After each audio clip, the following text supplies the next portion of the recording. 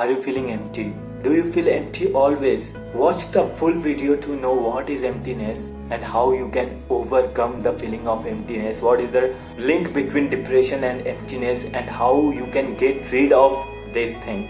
So I'll tell you in simple words. If you will not eat food, what will happen?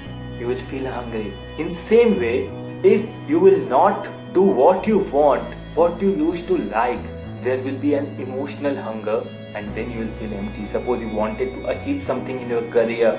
Suppose your love life is not going good. You wanted a good physique and that is not with you. What will happen? You will feel empty.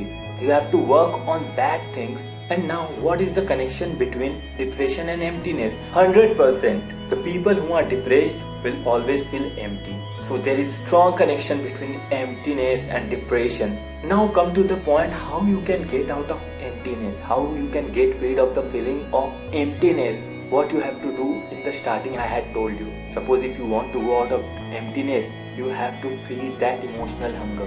What you wanted to do, think about it. In your career, in your love life, suppose your love life is not going good, you have constant fight with your partner, you wanted that to be good. So what you have to do, you have to work on those things. If you are standing in front of a mirror and you are looking at yourself and you are thinking, no, I did not want to look like this. I wanted to look fit, but that is not I am right now. You have to work on those things. You have to find out what things that you wanted to do, what is the unmet need you had that you are not working on right now, and you have to do those things. Only that way you can get rid of the feeling of emptiness. And suppose if you are feeling depressed, so I have written a book on depression and it has been about a lot of research, taking experience of hundreds of my clients and reading around hundreds of self-help books and 10 key books on depression. So I have synthesized and made it completely specific and clear.